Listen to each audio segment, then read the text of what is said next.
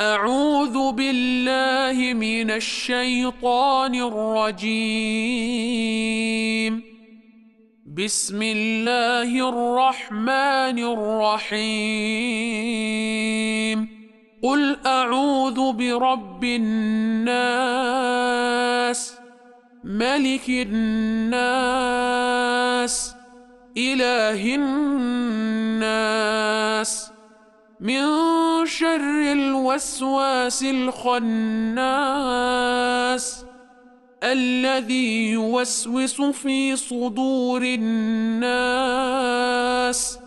من الجنة والناس.